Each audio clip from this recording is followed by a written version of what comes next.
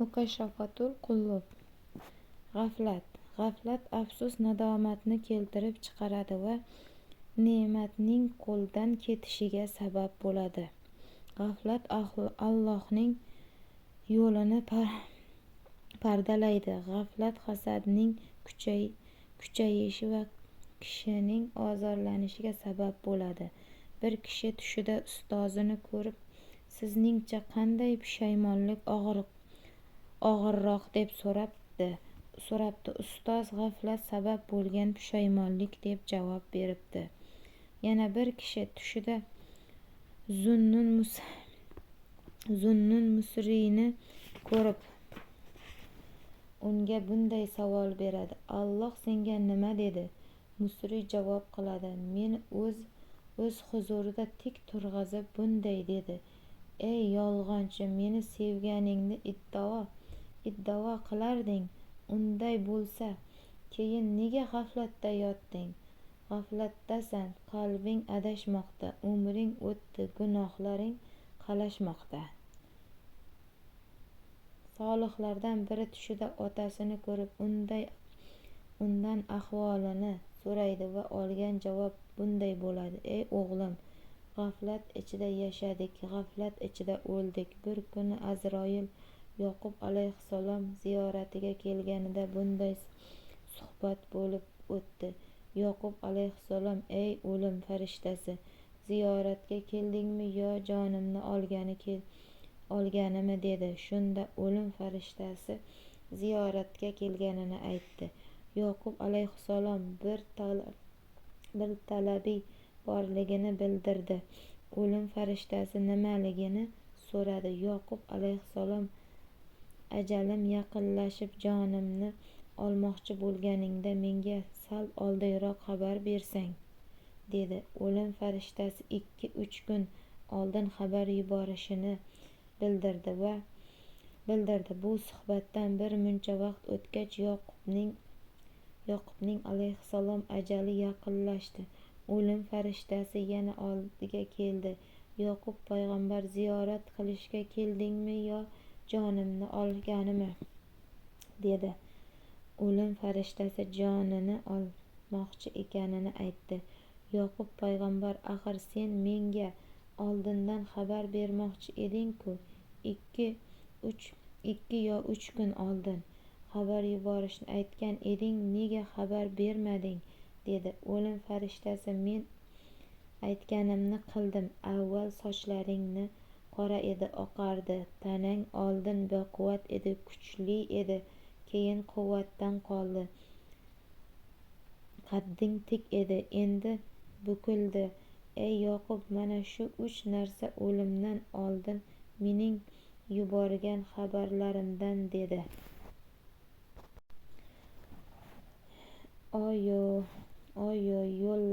Yillar o'tadi, gunohlar ortadi. Qalb Azroil kelganidan g'aflatda dunyoda ne orttirding?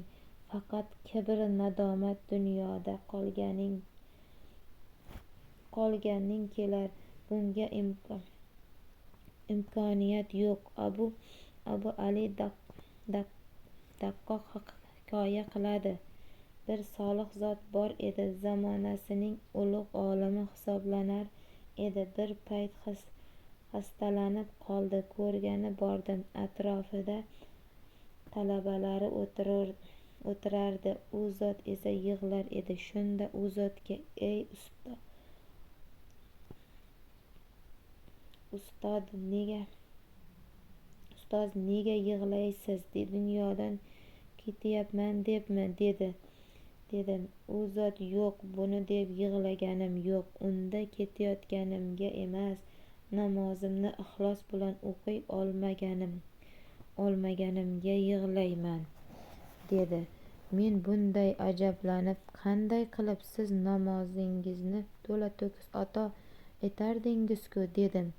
Ha, to'kis namoz o'qirdim, faqat bugungacha g'aflatda sajda qildim. G'aflatda sajdada boshimni ko'tardim. Mana endi g'aflatda o'lyapman, dedi. U O'ynul Axbar nomli asarda Shaqih Balxayning bunday degani keltiriladi: odamlar og'izlarida ba'zi bir gaplari ko'p aytadilar, lekin amallarida bunga teskari ish qiladilar. Allohning bandasiman, Allohning quliman deydilar. U hayotda o'zlarini banda qul kabi emas, xuddi erkin betizgin hur kabi tutadilar. Alloh har kimning rizq nasibasini kafolatlagan deydilar. U qalblari faqat molu dunyo orttirish bilangina shodlanadi. Dunyoda hammamiz o'tkinchimiz, hammamiz ham o'lamiz deydilar. Lekin hech qachon o'lmaydigandek dunyoga o'ralashib Allohning buyruqlarini bajarmaydilar. Payg'ambarimizdan naql etilgan bir xabar bundaydir: Arshda men Alloh menga itoat etganini istaklarini beraman, ishini ravo qilaman. Meni yaxshi ko'rganni yaxshi ko'raman, meni qochirganga javob beraman, afv qilganni afv etaman, deb yozilgan. Aqlli musulmon Allohdan qo'rqadi, unga itoat qiladi, ibodatlarini yolg'iz Alloh uchun ado etadi hamda hukmiga va taqdiriga rozi bo'ladi. Boshiga tushgan musibatlarga sabr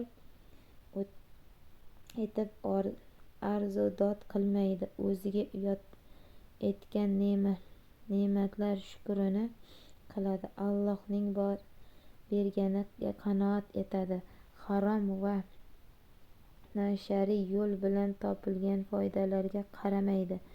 Alloh taolo qudsiy hadisda buyuradi: kim mening hukmimga va taqdirimga rozi bo'lmasa, balolarga sabr qilmasa, ne'matlarimga shukrona bildirmasa, bu berganimga qanoat etmasa, u o'ziga mendan boshqa iloh topib olsin.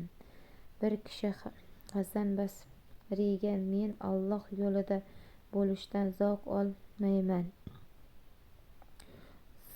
olmayman deganida, Hasan Basriy unga: ehtimol sen o'zida Alloh qo'rquvi bo'lmagan odamning yuziga qaragan bo'lsang kerak, deb javob bergan ekan.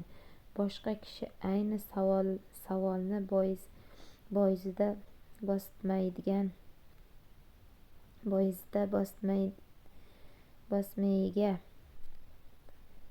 bastamiga berganida bu javobni olgan edi: sen Allohga emas, itoatga ibodat qilasan. Ibodatdan zavq olmoqchi bo'lsang, itoatga emas, Allohga ibodat et.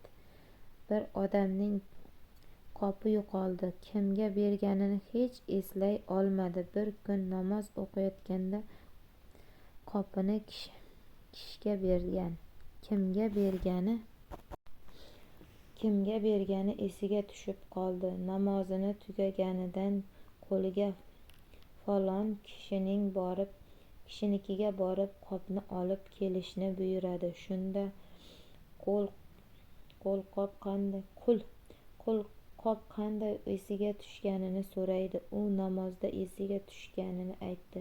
Shunda quli: u holda siz ibodat qilmay qop qidiribsiz, deydi.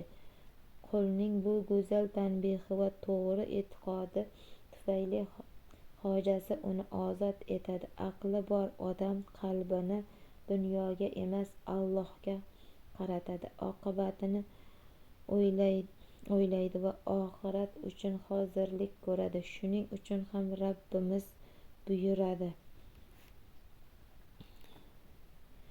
kimki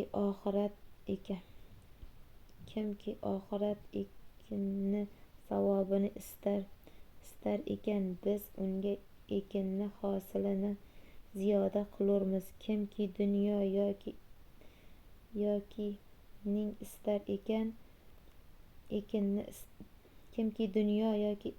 ekinni istar ekan, biz unga o'shanday berurmiz. Bu uning uchun oxiratda nasiba. savob bo'lmas sho'ra 20.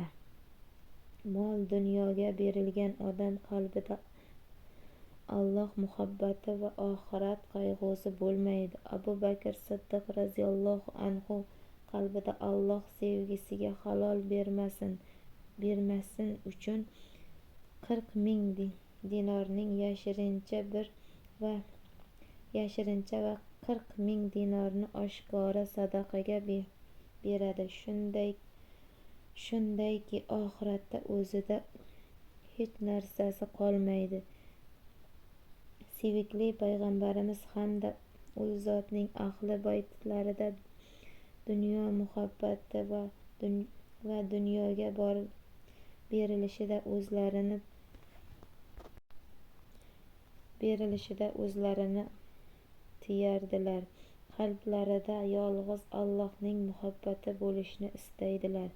Ana shu sabablarga ko'ra payg'ambarimiz qizlari Fotimani turmushga uzatganlarida sep sifatida